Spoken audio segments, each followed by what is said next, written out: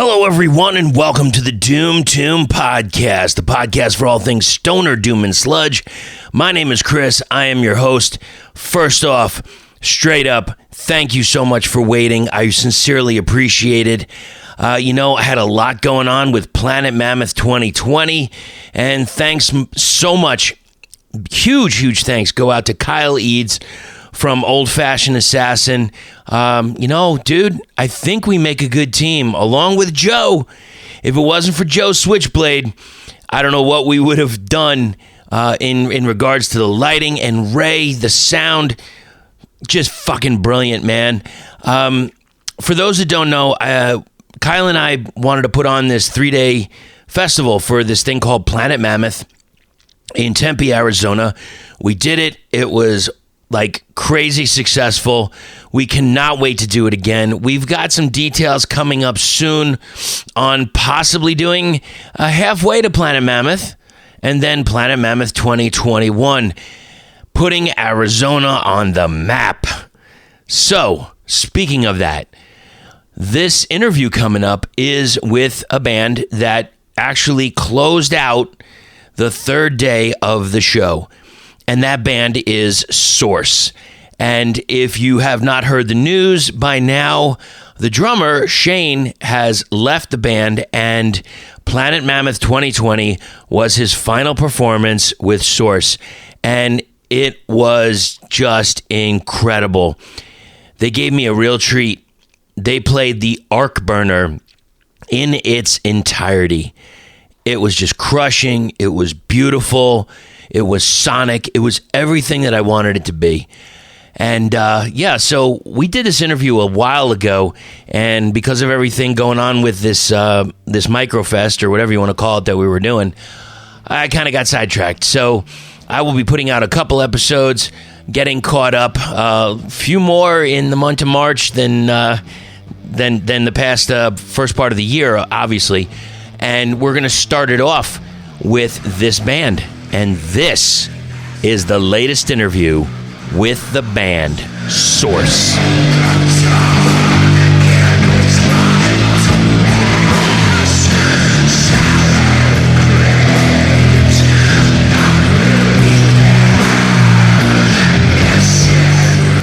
We are at 16 Studios in Phoenix, Arizona, and this is the next go-round with the band SORXE.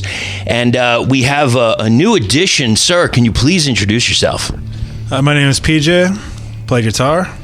Okay, now we're gonna. I think from the previous interview, we pretty much know everybody. We've got Jonathan, we got Tanner, we got Shane, and I don't know if we pass the mic around. You want to say who you are? That's cool. Once we get to some questions and answers, but everybody knows if you did not hear the first interview with them, please go check it out. You won't want to miss it. It was from the previous release, and we're gonna talk about their latest release, the Arc Burner, in just a few. But I just wanted to go over a few things beforehand. So 2019, really interesting year for you guys. You put out the Arc Burner. I know Shane had his other projects. I know, Tanner, you were working on a project. I don't know if that project is finished now with Autumn's End. It was a very different year. And I know you went through a lineup change. Anything you want to talk about with the lineup change? Yeah, we got PJ in now playing guitar for us. So, this is Tanner, by the way. Tanner, hi. Hey. So, yeah, PJ's playing second guitar now, and a lot of people knew us from, those are the guys with two bass players. Well, right. Now we're the guys with one bass player and two guitar players. No one's ever done that before, so we are the first. Was that intentional to enhance this release? Is it to take off some of your duties, or? Yeah, I mean, we just felt like we'd kind of worn that out to as far as it could possibly go with two basses, and there's a lot of cool things about having two bass players, and there's a lot of things that make it so it's tough because they're fighting for the sound together. So I think that's more why traditionally bands have two guitar players, because it's more of like a mid-range tone, and then one bass is, especially with Jonathan's bass tone, he's using all kinds of pedals and stuff, so it's just huge sounding still, Yeah, I think if there's a Guinness Book of World Records for pedals, looking in this rehearsal space and what I see you guys when you're on stage, it's rare to see a band with this many pedals. Now, as a person that doesn't know about this, do you use them all? Like, how does this work? Like, what? So you're on stage. Like, are they all tuned to something? How exactly does it work? Well, I don't know how long of a podcast you want this to be, but yeah, I mean, there's a lot of them, and this is Jonathan, by the way. I play the bass guitar. Hello, sir. Hello. There's a lot of, I have, on my board, I do have a bunch of pedals. I don't use them all at once, obviously. I have, like a loop switcher that I have. It's kind of a programmable type of thing where I can have, one button will turn on certain pedals, and it's programmed to do, different combinations of pedals for different songs and different parts of the songs and stuff like that. So it's really complicated and really simple at the same time. It looks monstrous. Every pedal board I see here, and specifically, let me just talk about the board for a second. The actual board. Forget the pedal for a second. You create those. Yes. And we talked about it in the previous podcast. I'm going to have you really talk about it in another episode. But how is that going for you? How's the business? Business is good. I mean, there's just not enough hours in the day to do as much of that as I want to. But yeah, I mean, I've been making pedal boards and making guitar amp housings and speakers and all sorts of different stuff. And now the last time I was here, I was looking around. Oh, it's right there. And I see that you have the, what would you call that for the guitars? It's like a rack. Yeah, just like a guitar rack. So yeah. are you making those as well, or is that kind of like one-offs, or? That was just a one-off that I made for myself. And I kind of posted it, and nobody really seemed interested in me making one for them, but I would certainly do it. I think what we have to do is get that on social media and promote it a little bit and show what the quality is and what kind of product this is. Maybe we could take a picture of it after this interview, and we can send it out to the masses. Who knows? You run up the flagpole, see who salutes. Yeah, it's just a five guitar kind of hanging stand. Pretty cool. I do like it a lot. Now, I saw something, and I saw this a lot with a lot of bands. I saw them do it last year. I saw them do it this year. It's the Spotify streams. And, it says how many hours, how many plays, or whatever it is, blah, blah, blah. How is that affecting, like, your bottom line? Like, are you seeing anything from that? Or is it almost like a business card for you to go out on tour? Like I kind of there's like a Spotify for Artists app that I have on my phone and kind of keep track of how many plays and stuff. But I mean, we don't make any money really off of that. Right. I mean, we probably should be, but we're terrible business people. So you're making more money on the tour and the physical product that you sell, correct? Right. Okay, so that's just that's a signature. Well, I'll say something about Spotify. Is it doesn't necessarily generate us any money, because I think even you hear like the figures of bands that have thousands and thousands of plays or streams and are making pennies on the dollar. They just don't pay out. You have to have millions of streams, I guess, to get any significant amount of money. Yeah. But we have had people tell us that they've discovered us just listening to their Spotify playlists, right? Their random metal playlist or whatever it is, and we pop up. And we had a guy a couple weeks ago tell us that he discovered us on Spotify. So, I mean, if people are finding out about us and then going online and finding our record and buying that, then that's what that's great, you know, like it's a jump off point almost to like, especially for a collector, like, and we'll get into how gorgeous this vinyl looks, but it's like for like, okay, I listened to it and now I want to have a physical piece. Yeah. And we're going back to that. And you know, 2 years ago when I first started this podcast, I would ask a ton of the bands, like, what's the vinyl obsession?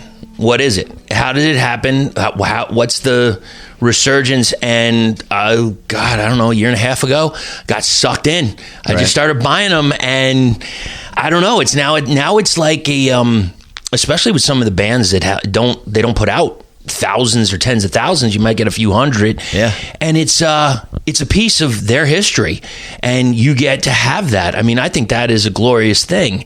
And if people haven't seen this yet, just, you know, pause this for a second, go over to Bandcamp, check out how gorgeous this vinyl is, and you won't want to miss it because the music is incredible as well. I want to talk a little bit about the process. So you went with prosthetic records again. Yeah. In this era now where vinyl is so prevalent, did it change your recording process?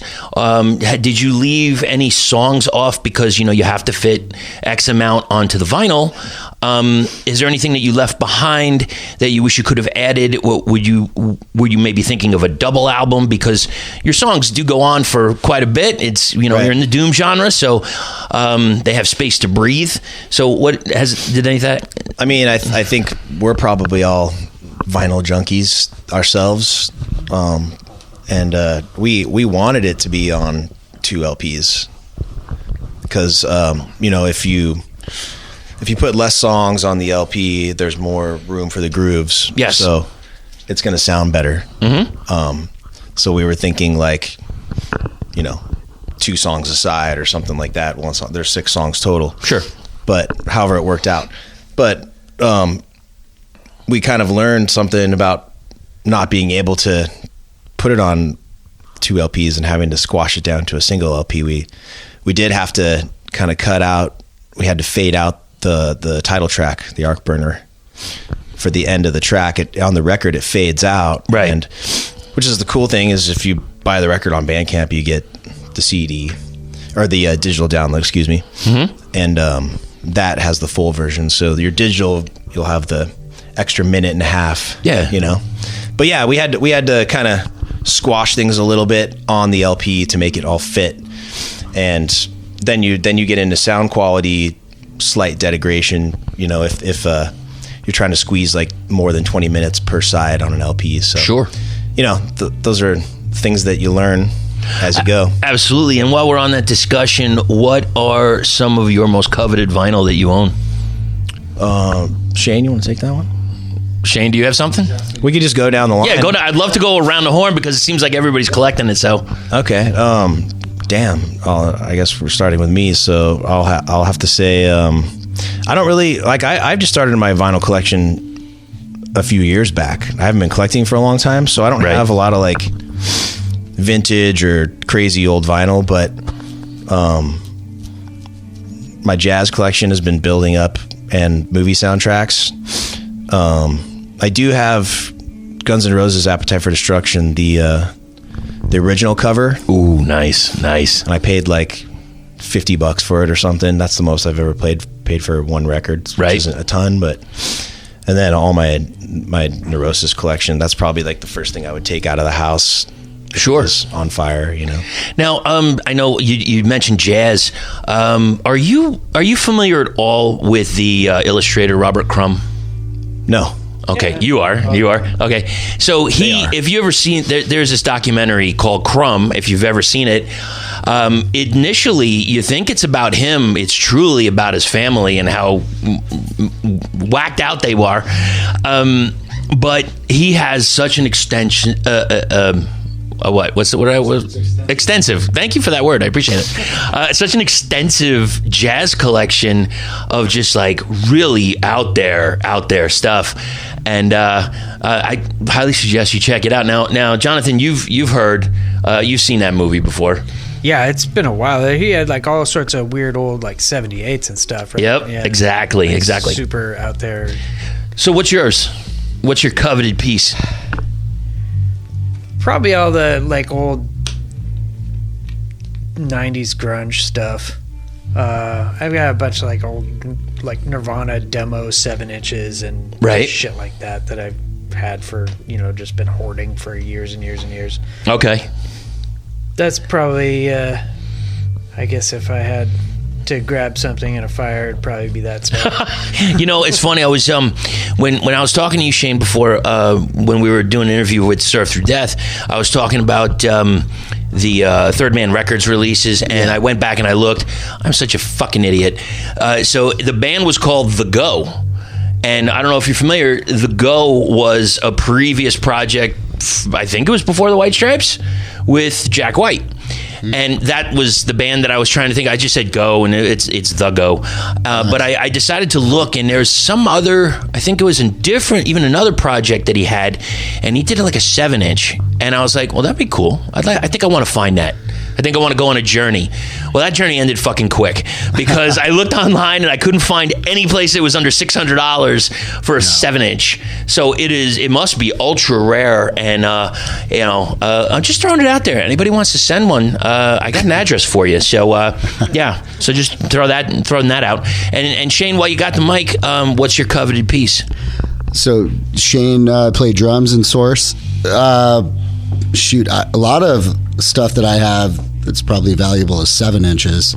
I have some old, like early 90s helmet, 7 inches.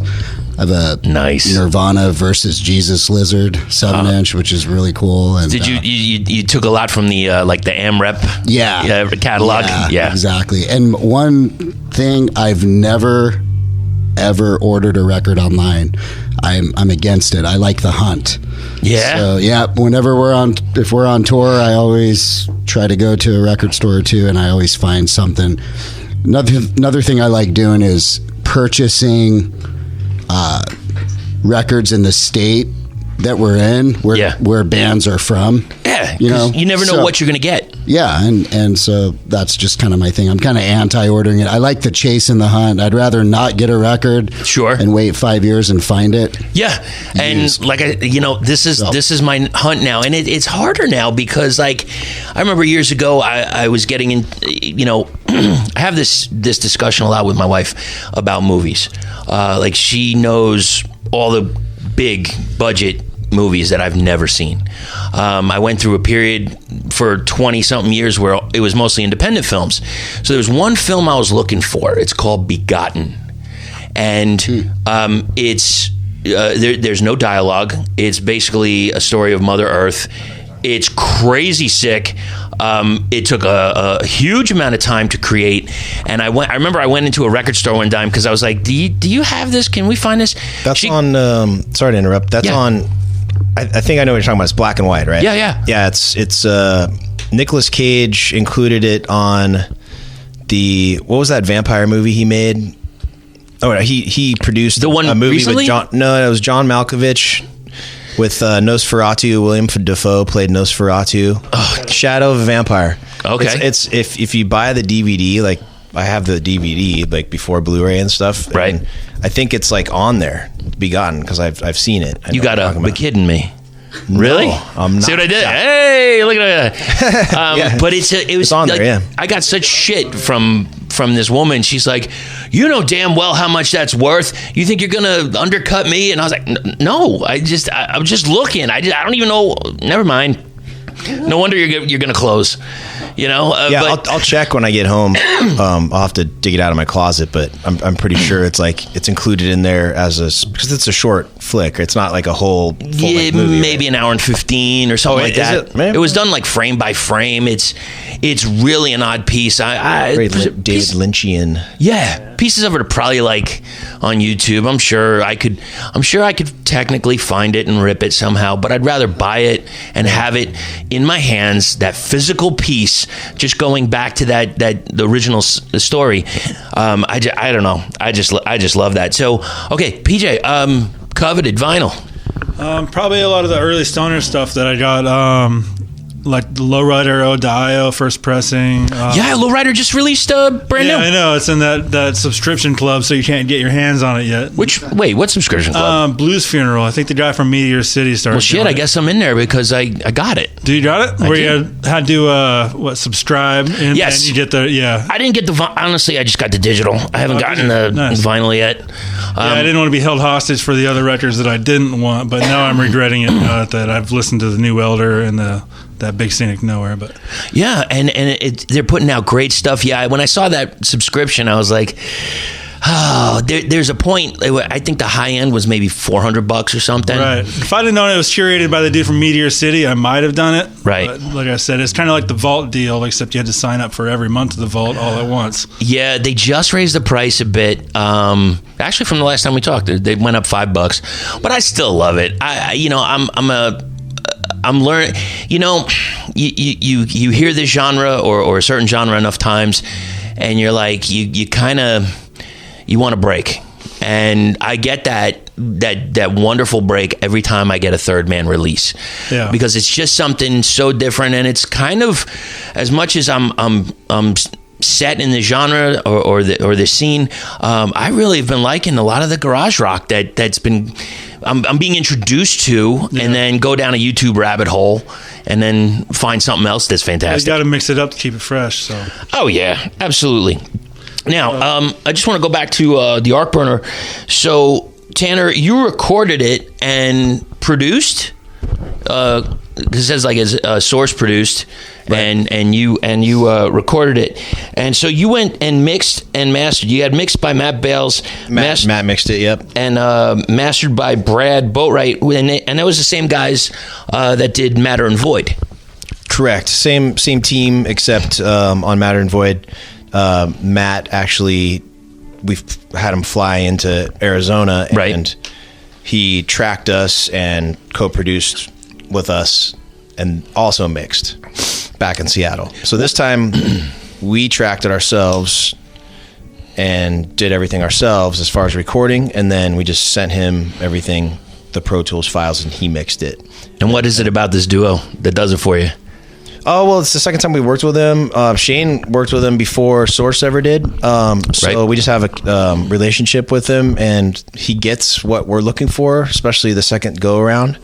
So it's just quick, and we like the tones that he gets for everything. He makes everything in the mix stand out. Sure. So it's just a good combo.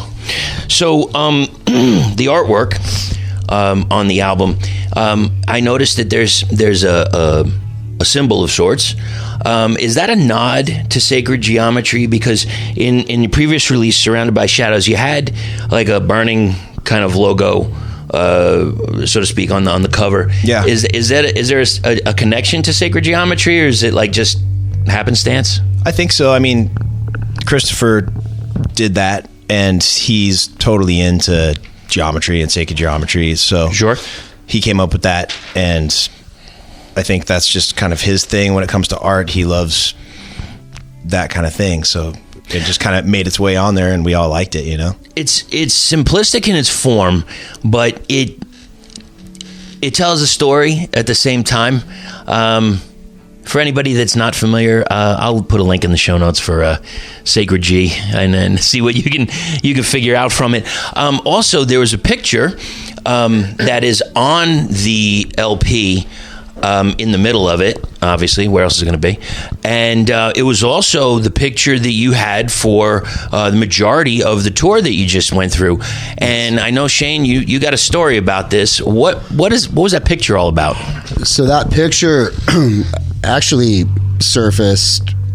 Well, yeah, my mom took it in 1972 in Paris, right. And about probably 3-4 years ago, Tanner had seen the photo and was really drawn to it, almost probably more than I was, just because I saw it as a kid. It was a photo my mom took that was hanging on our wall for years, and it always caught my eye. But it really, I feel like Tanner gravitated towards it more, and it's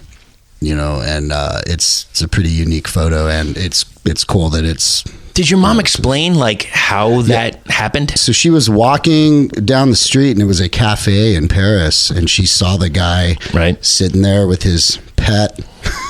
Yeah, and, pet. Sure. Had a chain around his chain around his neck, and then the gentleman was holding it. And she goes, "Sir, do you mind if I get a photo?" And he goes, "Go ahead." No, why not? Sure. And you can even notice the waiters in the background kind of confused, like, what the fuck? Is that really a mountain lion? Yeah, it's such a surreal photo. Like, you wouldn't expect that to be just walking down the street and seeing that every day.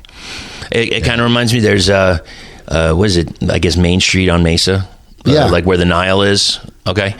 I've had work that I've done that on that street when they have some, I don't know, whatever, like bike fest or whatever.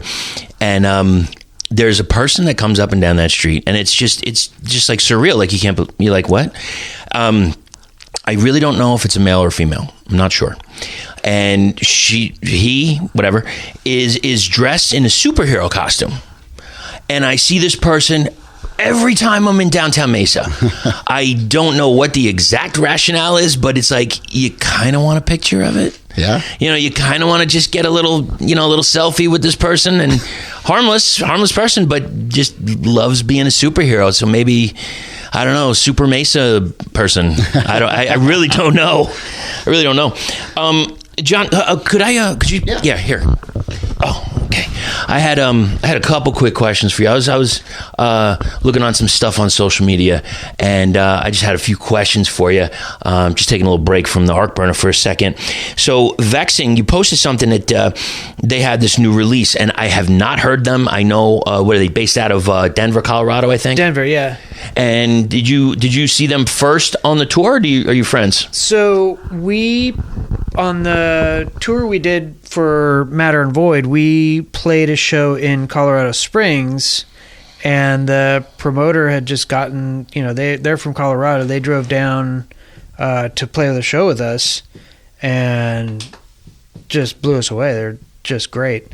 So this last tour, we were planning on going through Denver, and I'd reached out to him and said, "Hey, do you want to, we're coming through Denver, such and such. Are you guys available? You want to play?" And they worked it out, and they actually kind of helped us put the venue together and all that kind of stuff, and gave us a place to crash. And they actually just released a record. Yeah. And as I was looking at, I said, you know what? I think I'm going to listen to it on the way home. Give me what would you get? Like, what influences? What kind of sound? Jeez, I don't know. It's like garage style. Also like grindcore, like Dillinger Escape Plan. Oh, really? Yeah, like kind of almost proggy doom. Like I don't know how to fucking describe it. They're good. It's good. Just fucking listen to it. Very high energy. Very very technical. Really good. And there was another band on that bill, Void Eater. Yeah. What can you say about Void Eater? Loud. They had a rad drummer, and they were all super nice guys, and they had like 1 million amps, and they were heavy as shit. Right. And there was them and us and Vexing. Was there one more band, or am I imagining things? Yeah, boys. Oh, I don't know. But Vexing, Vexing's like... Wait. All right, hold on a second. Wait a minute. The Yeah Boys. What is this? That's Vexing. Okay. The Yeah Boys. But Vexing's like shoving your face into a blender and living to tell the tale. They're pretty sick. And they have material on Bandcamp? Yeah. All right, we'll have to check that out. And speaking of loud as fuck, I again looking at some stuff that you posted, Jonathan. The new Serial Hawk. Holy shit! And by far, to this date, so far, the only other band I know a concert that I've been to was louder was Motorhead. Next is Serial Hawk. I have. They were like blistering loud the past couple times I've seen them. I actually at the end of the show, I kind of went up to them and I introduced myself and I said, you got a minute to talk? And he says, yeah. And I said, can you hear me? He's like, oh yeah. I said, Barrett, he's probably but I guess he can hear that. He doesn't use earplugs. They don't. I don't know, dude. I got to put mine in. I got to put them in. Well, because we're all standing right in front of the speakers, and when you're on stage, a lot of times the speakers are kind of at your knees. So right. You're not getting the full punishment. Yeah, there was only one other band that I had this weird experience years ago. It was, I guess if you want to say like an old school borderline glam band, I guess. They were locals in New York. They were called TNA. Figure that, yeah. And they had a song they had one song that was like 15 gets you 20, you can figure it out, young and high strung. And when they played, it was the only time I ever felt the bass drum in my throat. Like it actually aggravated my throat. And I've never felt that ever again. I don't know what the angle was, what actually happened. If anybody has an idea, give me a message. Let me know because I have that post-nasal drip. Yeah, probably. Probably. Oh, also, Jonathan, quick thing. I've never seen 30 Rock. Okay, and TV show. Yeah, and you poor man. I know. So here's my question to you, because each year I pick a binge. Last year was The Sopranos because I never saw it and I loved it to death. Now, should I binge 30 Rock? I don't know. There's like 10 seasons of it, so I don't know how long you. Well, I mean, it could take me. The show's hilarious. Yeah. Yeah, it's like a parody of behind the scenes of like a Saturday Night Live type of sketch comedy show, but it's hilarious. Never seen an episode. I haven't even ever seen a clip of it. Well, you should. Apparently. Check All right. it out. So this is a Jonathan Portnoy exclusive to go binge 30 Rock. It's a good TV show. Yeah, it's a good one to watch. Were you promoting it or something? Well, there was Are you the expert at 30 Rock? No, I posted a thing that was like, so anybody listening out there who hasn't seen the show won't get this, but there was a thing where it was old Kanye West tweets, but it was like if you put Liz Lemon in front of a Kanye West tweet, it sounds like Tracy Morgan. You can only hear it in Tracy Morgan's voice. Oh, no kidding. So it's like, Liz Lemon, where's my antique fish tank or something like that.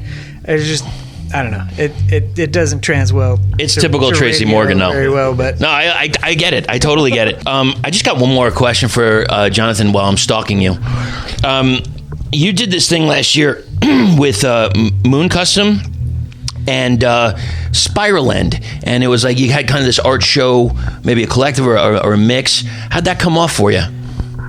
Well, it was great. I mean, it was mostly so. My friend Michael and I share a shop space where I kind of do my woodwork and stuff, and he has, he makes his art in the spot as well, and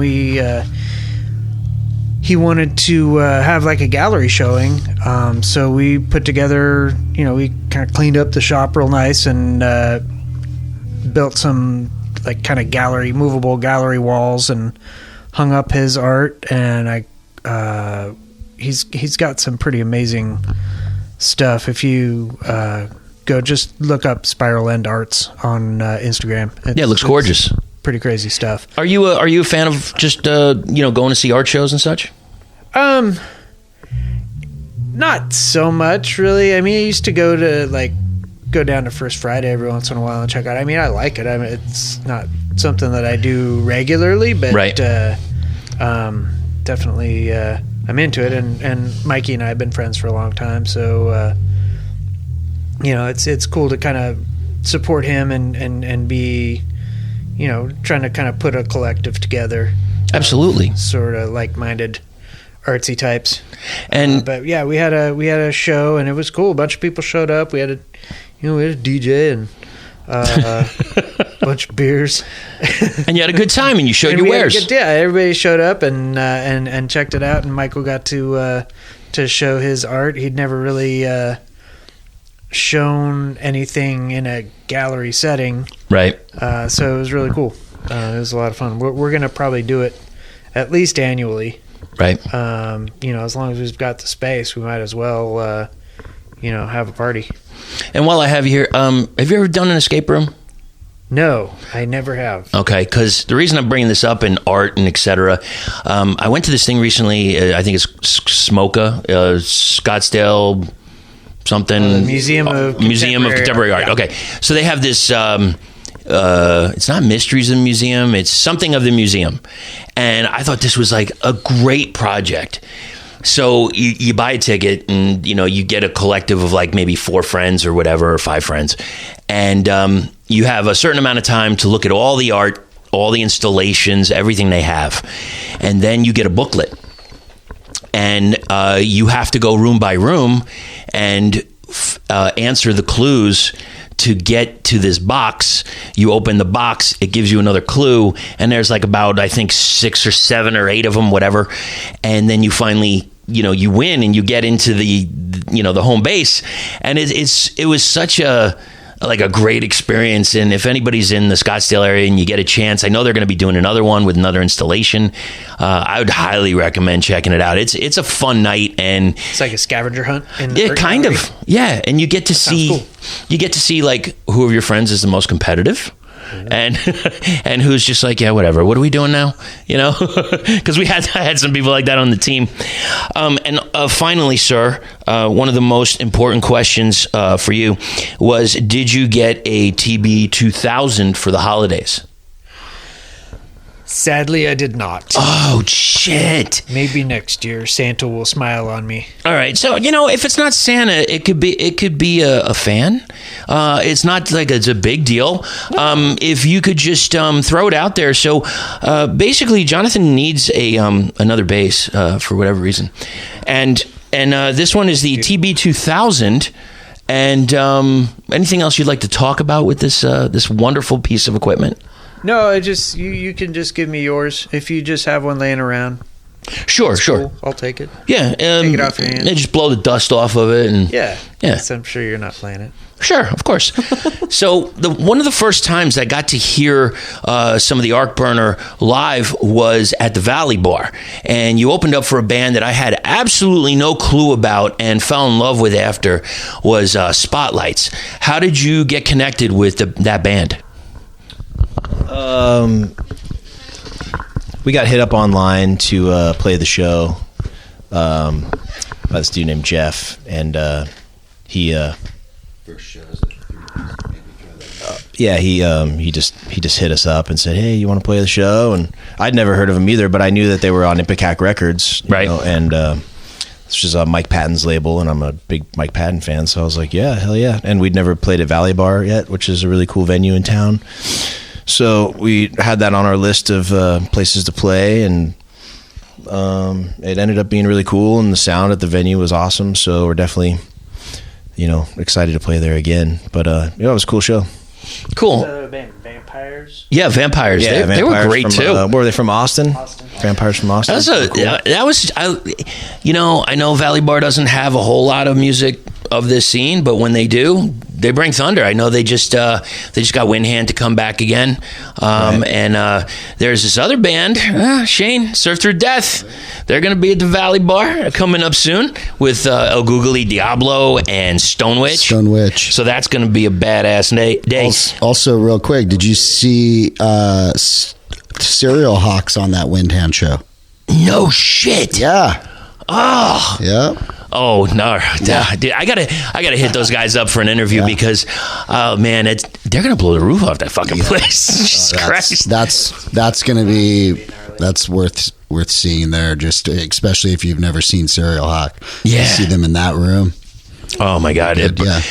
Just word to the wise: bring earplugs or something. I don't know, whatever you got. Tanner, just a few quick questions. I know you took like a long trip, and you went overseas. You're like in Prague and Sweden and Czech Republic, etc. Did you hit any shows while you were there, or are you mostly seeing the sights? Yeah, actually, I did hit a show up. Now that you mentioned that, I was going to say no, but then I just remembered I went to a really cool metal bar in Sweden, in Stockholm, that my good friend Courtney, who actually introduced me to my wife years ago. So she lives in Sweden, in Stockholm, and there's a metal bar there called Anchor, and we went there and saw this like thrash metal night, and there was like a bunch of awesome, I can't remember all the bands' names, but a bunch of awesome like local thrash bands, and maybe a couple on tour. But it ended up being really fun, and just like everyone there is really cool. And I met the guitar player from Merciful Fate. Ooh. Just randomly. Just there. Yeah. Just hanging out. I felt like a jackass because he was wearing a Merciful Fate jacket. And I was talking to some guy next to him that was played in one of the bands. And I was like, you guys were great. And I started talking about Arizona, and then his name's Mike. He goes, oh, we've toured through there a bunch of times. And I'm like, oh yeah, what's your band? Oh no. Merciful Fate. Because I'm not like a huge Merciful Fate fan, so I don't like know every single guy in the band other than Diamond, right? So well, at least you didn't break the oath, I guess, you know? Yeah, so it was cool. All right, fair enough. So, okay, we got all the bullshit out of the way. Let's talk about the record, all right? The Arc Burner. Let's, first off, one of the things that killed me about this release was the vast difference. It's like every release you have, I seem to feel it's like you're next level in it, and like, well, they're topped off right now. No, and then they bring it again with another level, and I got this whole idea through listening to the whole record of exploration. It's like an odyssey, like almost like a transmigration to something, while going really deep into yourself. And I got a lot of that through the lyrics and the space that you created through the tracks. So do you mind if we start going over some of the tracks? Sure. Yeah. And PJ, if you got anything to add in terms of like, what, or maybe even either of you, on how PJ fills out something that maybe you were kind of struggling with before, with the release. Okay, so let's start off with this banger, this thing that bashes you over the head. It calms you down. You start getting bashed again, and it leaves you waiting. It leaves you waiting like, where's the album going to go from here? And that's Dependence Day. What can you tell me about that track? That was probably one of the first ones we wrote for the album, and it was like the first part. Well, actually, the whole thing was pretty much an improv. It fell apart in a few places, but for the most part, if one day we're gonna like maybe if we have the ability to do it, like attach some B-sides or something, and we're gonna put some of the actual improvs of the songs. Nice. So people can hear what they sounded like when we were just in the jam room and they just like spawned, basically. Yeah. Before they got fleshed out. Yeah, but that one was fun because it just came out of nowhere, and it was a little bit faster than our normal stuff. Because sometimes we'll just be like in the mood to write something fast. But I think when it switches to the super fuzzed out open guitar section, which is like the last 8 minutes of the song, right? That was just because everyone stopped playing, and I was like, I got a riff. It just instantly happened, and then we all went there. Everyone's like, oh, what's that? And then we all listen, and then it just happens, and then we recreate it. So that's pretty much every song on the album was an improv for the most part. Dependence Day kind of it felt very similar to me to your EP, Realms, with Creeper. Okay. Just in the fact that, like, I don't know what you think's going to happen, but I'm going to punch you in the fucking face right now, and you're going to take it. And that's what I felt the same with that track as I do with that, as I do with Hypnotizer. You know, it doesn't matter. You know, you seem to when you release your albums, that first punch, it's great because it's almost like you know, we're in this ADD culture sometimes, and it's like you grab them like in seconds. And that is like not an easy thing to do right out the gate. So I absolutely love that track. What can you tell me about the next track that it goes into, which is Exiled? Exiled is like kind of one of our more weird tunes. Like, I think it's more experimental. We're still kind of getting used to playing it. Right. You know? But especially the intro, the first minute or so, where it's got that kind of like, what did you say? It was like a John Carpenter sound, kind of like a nightmare movie thing. I can get that, sure. Everyone's kind of doing something different. Every person is like playing something that's counter to each other, which I think is pretty sweet when that happens. It's like we're not all, it gets boring when it's like, oh, everyone's playing the exact same thing at the exact same time. So it's kind of fun to hear things, kind of like an orchestra or something, Absolutely. And then when it goes into the main section of the song, it reminds me of like a Deftones song. It's just kind of like got a groove, and it's mid-tempo, and it's... Yeah, I was just going to say, mid-tempo track, full of sonic, just bombast, but controlled. Yeah. Yeah, it's a fun one to play live. There's some weird parts in it that I thought you were going to say Creeper Beast reminded you of the middle section of Exiled, because there's a part where it's got some chugs. Yeah, a little bit of chugginess, but that it's. I'm just thinking in terms of the the first track, boom, boom, boom. Right. You always come out the box strong and hard. Hell yeah. Well, it's good to come out hard. It's good to be strong. Apparently, especially hard. Yes. I see what you did there. Full Transmission. We got a long track, and not a lot of vocal here at all. Instrumental, yeah. Yes. So I want to say something about Exile, though. Sure. Like we were working on that one pretty early on in the process too. True, yeah. And so I this is Jonathan again.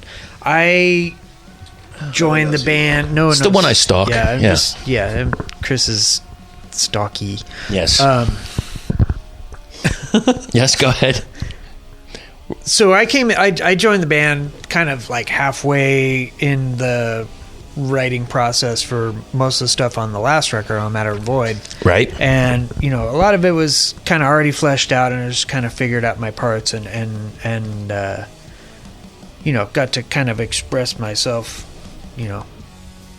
enough, but wasn't really involved in the genesis of those songs for the most part. But this record, I remember and Exiled stands out to me as kind of one of the first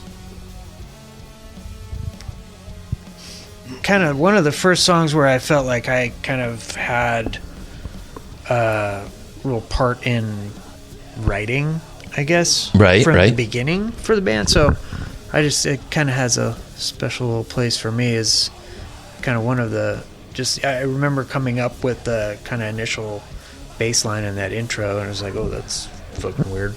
And it ended up just kind of working out, and it's like, oh, okay, I guess that's how that's going to go. So that's a good point. I didn't even think about that when you came into the band. The previous album was kind of fleshed out. Now you've got a creative input, a different creative input, and for Tanner, for Shane, how was it with how did you feel with Jonathan coming into the fold for this album? So he brought a little bit something different. Oh, I mean, ever since Jonathan had a first practice with us, we were like, oh yeah, he's the right guy. He's super easy to work with, and he has a really unique bass playing style, I think, because I think he brings his knowledge of originally being a guitar player to the bass, but plays the bass like a bass player instead of a guitar player playing the bass like a guitar player. Okay. He refuses to play with a pick, which I would love if he would play with a pick every now and again. 'Cause I love bass players who can play with pick and fingers. All right. But his use of all of his pedals and like his choices for all of his different effects and stuff, he's got cool ideas. So it's always coming together well. We don't really need to talk about stuff. As a band, we don't talk about our music like we don't chit chat about it all the time and get really in detail with words about it. We just kind of jam it out, feel it out, put it on the shelf, come back to it when we feel like working on it. Sometimes things flesh out really quick. Sometimes things take a couple years and we just put it on the shelf and forget about it. Right. Let's go back to that, So, I mean, this album, he's obviously been a member of the band for a while, so right. It's just we're all jamming and things right themselves. We don't have to try too hard. Now, why no pick? Why are we going sans pick here? What's the status with this? I don't know. I just like playing with fingers better.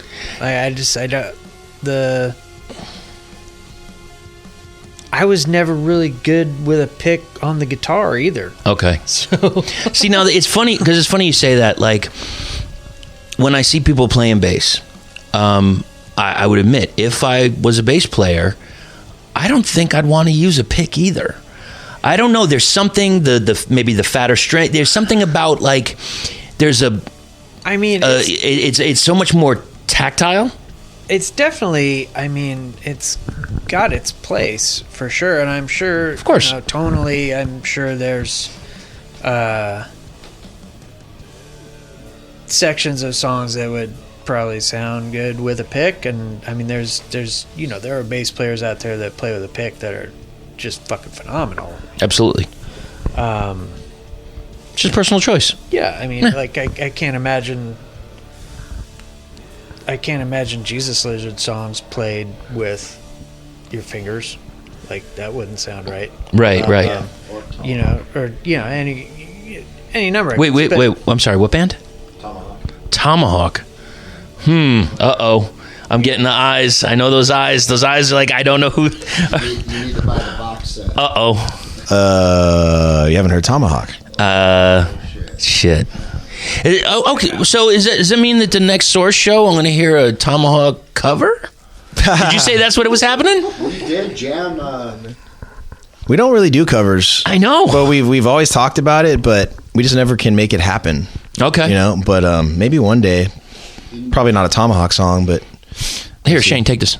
I remember one practice when I think it was just you and I, we were messing around with God Hates a Coward.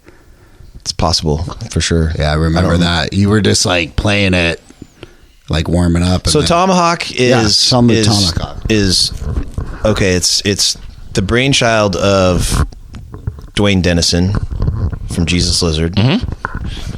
Kevin Rudamanis was the first bass player from Jesus Lizard and the Cows and Melvins. Wow. Okay. He wasn't in Jesus Lizard? Was he just in Cows?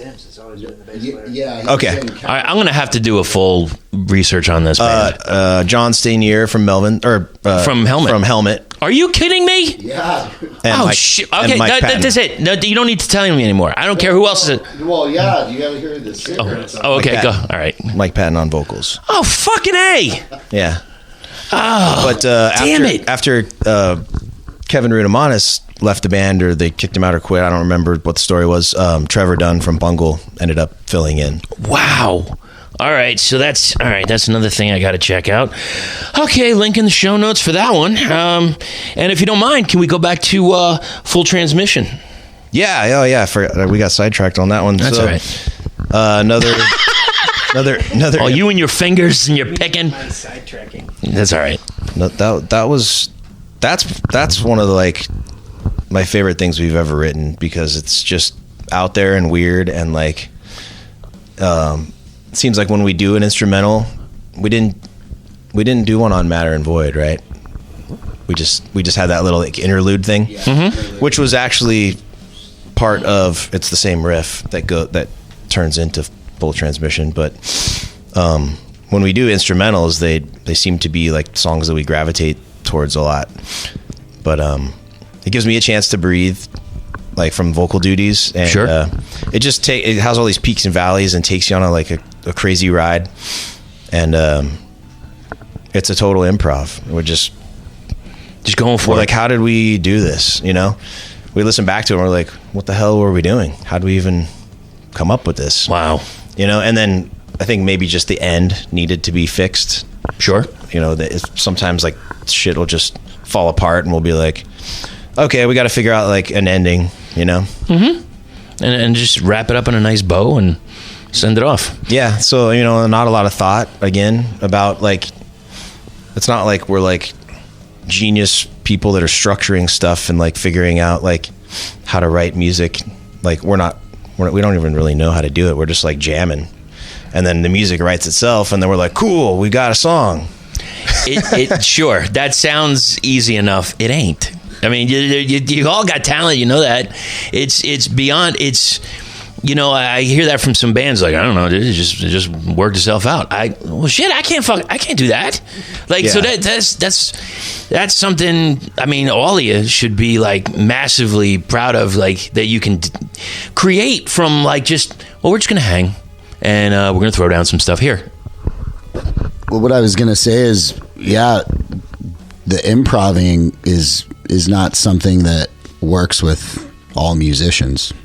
It either works or it doesn't, you know. So, but yeah, it's cool. We all have that chemistry where at times we can read each other's minds, I feel like, which is pretty cool. Or like at least know when we're gonna make a change and just kind of different people take over. But yeah, that pretty much 95% of that song was as is, and then it's almost more challenging to recreate the improv than to write than to create the improv. Does that make sense? Oh, it's definitely more challenging to recreate it, because when you're improving, you're just doing whatever is off the top of your head that comes natural, but you're using your ears to hear what everyone else is doing.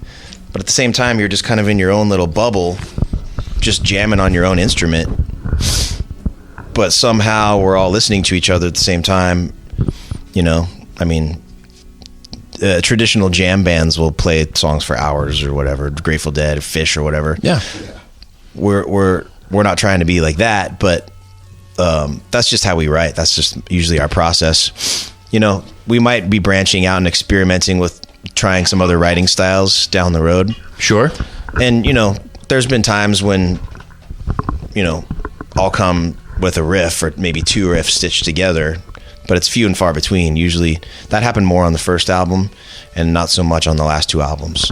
Gotcha. Because it's more of a collective effort. It's like a democracy. So everyone's in the room and we're all just like feeding off each other. Right. And then everyone has more stake in the songs as opposed to one guy being like, hey, I wrote 10 songs, play this. Yeah. Yeah. It's a group collective. Yeah. Yeah. Then everyone's stoked on it because they're like, oh, I came up with this part and I came up with this part and I did this. And then we all feed off of that creative energy. And with that, so PJ, is that something that you're used to in previous bands, or is this something like kind of new to you, or? It's something I've done with friends of mine forever since I've been playing music. With this group, it's been new, and it's been a little challenging for me because I play a little of a bluesier style generally, and what do you call my regular life? but civilian life. A civilian life. Yeah, no, I've been learning a lot and trying to find my place in the whole thing, which is my big concern in the beginning of deciding to join this band in the first place. Right. Now, I know we're going to continue with the Arc Burner, but do you have material started for another release? Yeah, we not as much as we normally do. You know, we have like little bits and pieces shelved that we have in our archives that we might start going back and being like, do we want to mess around with this? But we also have a few new songs that we've been toying with lately. Right. And do you think that with the addition of PJ that he's bringing in some of that element that you said? I mean, you're coming over to this, but you have that blues influence. Is he bringing anything where it's like, oh yeah, we can go there.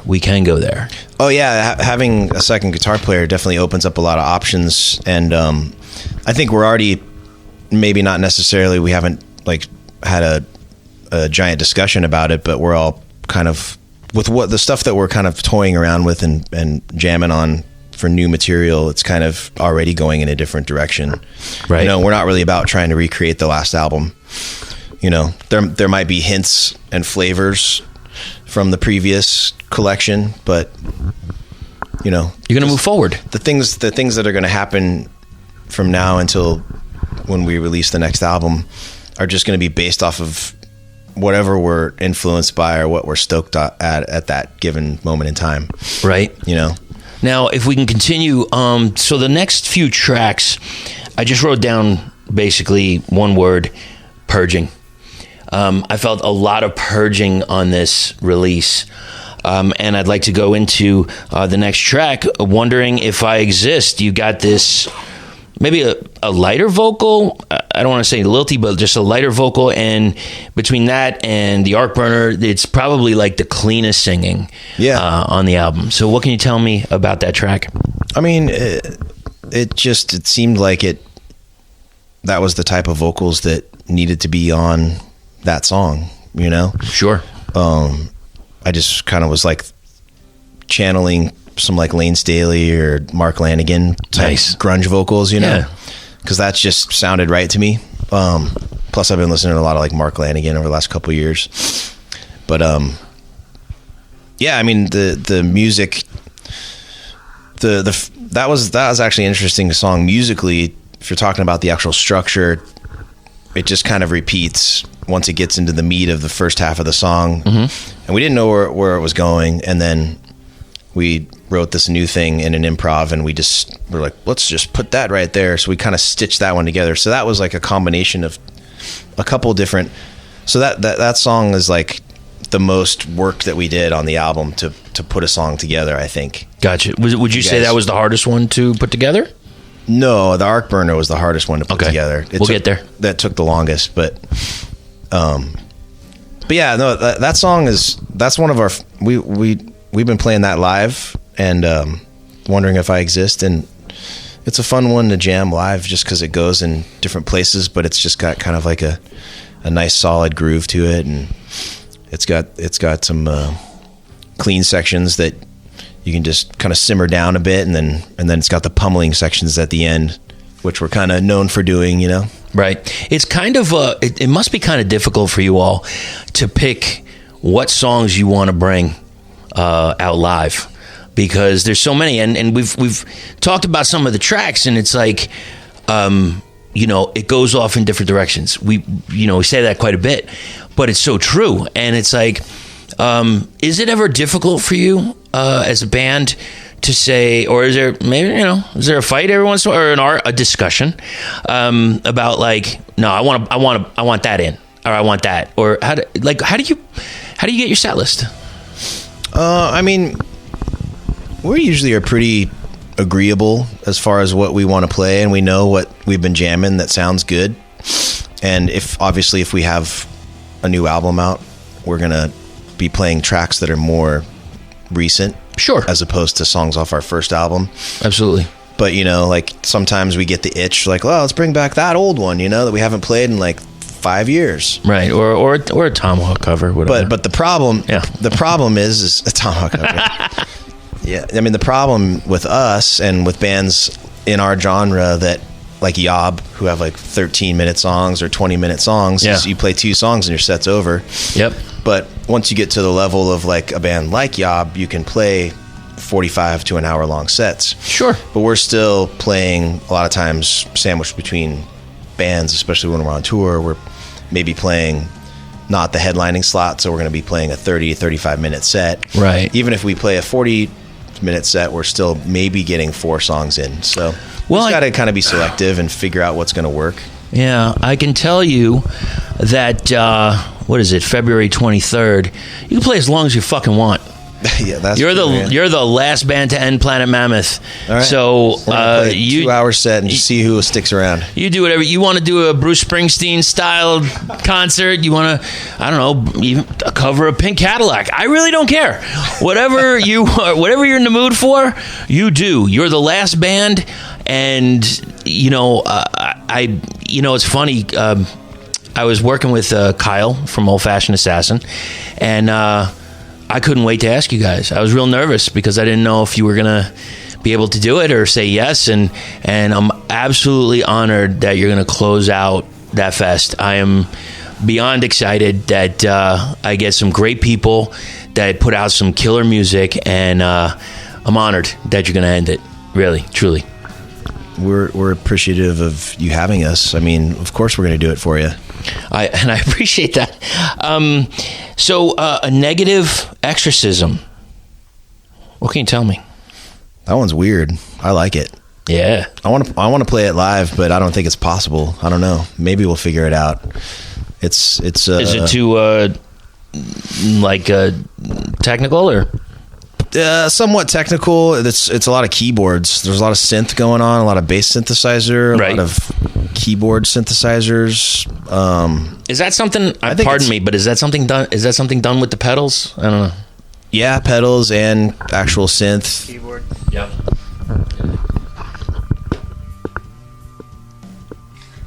He's got nothing. I ladies and gentlemen. had something really brilliant to say. I was like, no, oh yeah, I bought like an actual synthesizer that I've been messing around. So kind of talking about different directions. I've been screwing around with that. I got a Moog, what do you call it? Minitor bass synthesizer. Yeah, we'll probably be playing Free Will. Yeah, pretty soon. Definitely. I got to get the foot pedal for it though. Yeah. But no, as Maybe far as Red playing Barchetta. Negative Exorcism live, I mean, I think, it was just a matter of working it out because it was kind of a studio piece. So just figuring out how to translate that to a live setting takes some doing, but definitely would be awesome. I like when people, there's like maybe one guy that was like, I really like that song, and right. That's like, because you play all the other songs so much and you spend so much time working on it, and that one came together like last minute, because it was an improv, right? But there's always like the build up to record and get everything ready, and we spend the most time on these other songs, the 5 other songs, and then we're like, okay, and then everyone's like, so Tanner thinks we're going to be doing the 6th song, but no one knows how to play it. But we all invented it and improv'd it, and it's 3 notes or whatever. So sure. So I just am like, well, I'm confident that we can do it. I have Shane track the drums, and it's 2 drum beats or whatever. Right. And then stitch it all. That song just got stitched all together, but it was cool because it was a little bit like more last minute, like down to the wire to get the mix to Matt. I think I was in here in this room doing the vocal tracks and my guitar tracks like that the night before I had to send all the mixes out. Oh my God. So no pressure at all. Yeah, but I just was like, you know what? I'm just going to go in there and do it and not really think about it too much. And I just like didn't like try to do too many takes. I just was like, that's good. That works. Yeah, and plus the vocals have a ton of like reverb and delay on them because it's meant to sound just noisy and sure and nasty. Yeah. That's the darkest song on the getting it out. album, like I said, the purging.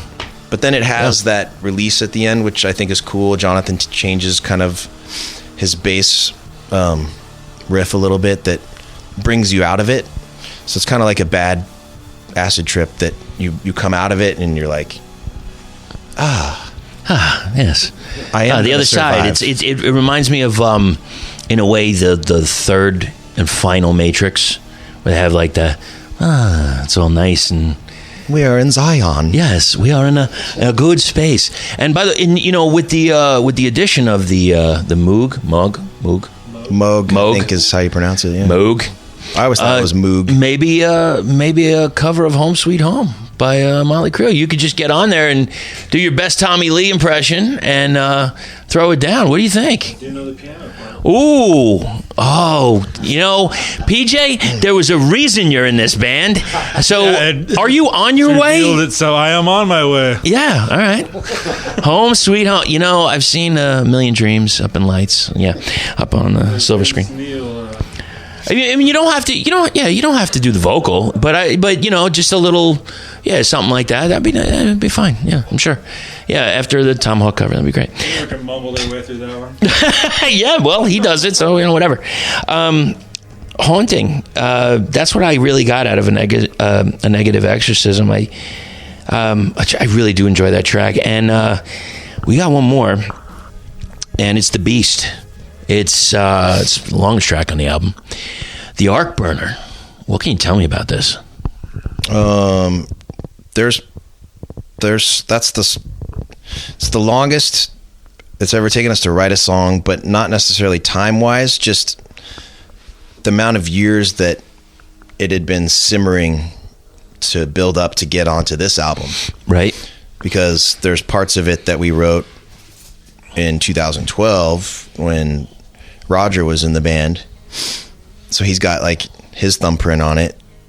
All the way up to, we came up with sections that were brand new right before we recorded it. So, but it's one of those songs, kind of like on Surrounded by Shadows, the first album, Make It So, was one of those songs that it took us a really long time to kind of feel right about it. Right. We're like, oh, it's going, I like where it's going, but it's something not right about it, you know?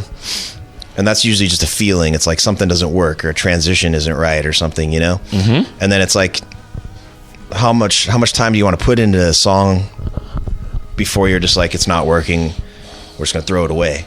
Right. But a lot of times, like, something's so, we feel like so passionately about it, we're like, it's so good that we're going to make it work. Mm-hmm. We just don't know what it is yet.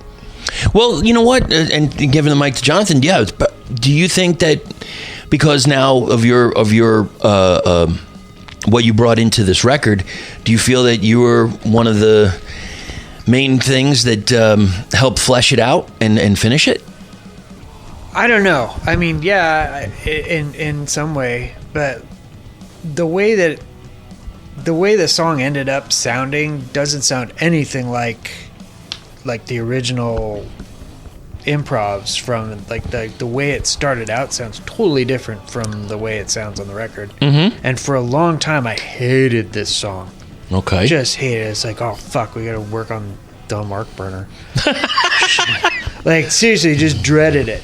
And it's like, little by little, we'd kind of tweak it and massage it and tweak it and change little things and change kind of this little tiny little rhythm change of how a section goes. And it's like, oh, okay. Yeah. And then, it just kind of ended up being like my favorite song we've ever written. So it's just like, but like Tanner was saying, it was a long fucking slog to get there right. with this song, but pretty happy with the result. Is there any part in any of the tracks where you were kind of struggling a little bit, and then there was that minute, didn't matter where you were, like, oh, I'm grabbing a slice of pizza, all of a sudden it's that, or I woke up from a dream, or it's I got it. Did you have any of those moments? Well, yeah, like with the Arc Burner, I procrastinated the vocals for the longest time because I didn't know exactly what I wanted to do. I'd been trying out, like, with various demos of the song, I've been trying out different things and just not being like happy with any of it. So right. Finally I stumbled on something that I was like really excited about, and then once I started laying down the actual vocals for the recording, then that's when everything just clicks and comes together. The lyrics kind of come together, and then Christopher did the art, and he was working on the art, and that kind of inspired me with the lyrics. So that helped kind of put everything together. Sure. It was what we talked about the art and he had a kind of a concept for what he wanted to do, and he was kind of giving me ideas for lyrics, and then I was like, oh yeah, and then it popped into my head, and then I just ran with it, and then that simultaneously with tracking the vocals, it kind of all comes together. Absolutely. At that point. So there wasn't like any big like epiphany, like I woke up from a dream with a riff in my head, or I don't know if you guys did, but more so with the lyrics. Shaking heads, no. Yeah, more so with the lyrics, because just procrastination. Lyrics come last usually, so it's like, okay, oh man, I gotta like put my headphones on and get in front of a mic and figure out what I'm gonna say. Yeah, write it down. Get a thesaurus. I don't like that shit. I mean, it's fun once it's done and it's icing on the cake. Okay, you know, the songs they always take it on a new meaning and a new life. Once you can have an old song that we played and beat to death, you know, and as soon as you put some lyrics on it and the phrasing's all there, it's like, it's a new song, and it's perfect. Which is the Arc Burner. I mean, if people haven't seen, go online, check out the reviews. I mean, it's positive review after positive review. You crushed it on this one, man. You really, really crushed it. Thank you. What were you going to say? So we'll be debuting it for the first time at Planet Mammoth. Oh yeah. Oh, that exclusive. We've never actually played that song live, so no Planet shit. Mammoth will be the first time. We're honored. We are absolutely honored by that. I guess that's it for right now. I got a quick thing. I know I told Shane before. It's like I asked the questions. I asked I had an interview which was coming out from this band you're going to be playing with, Alpaca. Yeah. Okay, and I asked him some of the questions from Surf Through Death. Now, does anybody have a question that you want me to ask the next band I interview? Chances are it'll be the band Sun Below. I'm supposed to interview them on Thursday. Does anybody have anything? Dun, dun, dun, dun. You know, the last time I did this and I was waiting for Shane, when we did the first Via Vengeance, I put the Jeopardy theme song on and got banned from fucking YouTube. So I won't do that, but yeah, I know, right? So did you have something? Yeah. Okay, go ahead. If you've ever been on tour, what is your grossest tour story? That's a good one. I like it. Grossest. Oh, and before we go, speaking of, you had a tour for this release. Will you be touring in 2020 to support this? Yes. Okay. We don't know the details of that yet, but we will be touring. We will be playing shows. We will be going out to the West Coast and playing a bunch of cities that we didn't get to play on our last go around. Awesome. So stay tuned for that. Hopefully in the summertime. That is great. And so, yeah, if you get a chance, if you see the name Source on your favorite venue, don't wait. Take the day off. Take the next day off just in case.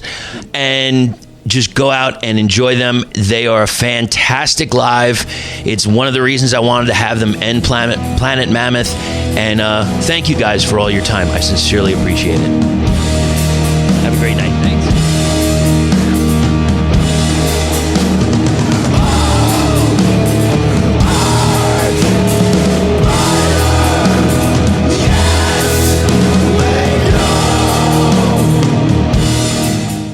Thanks to all of the guys in Source, and thank you again for closing out Planet Mammoth. You know, it's weird, like, with every time I've seen Source, I've thought, like, I really need them to close out a show. And thankfully, we were able to have one, and they were gracious enough to do it. Thank you so much, gentlemen. The Arc Burner was it was an incredible treat. And we're going to hear a different track right now. Because this track starts off the album The Arc Burner, and it is just balls to the wall when it just blows your mind right out the gate. Let's hear it. This is Dependence Day.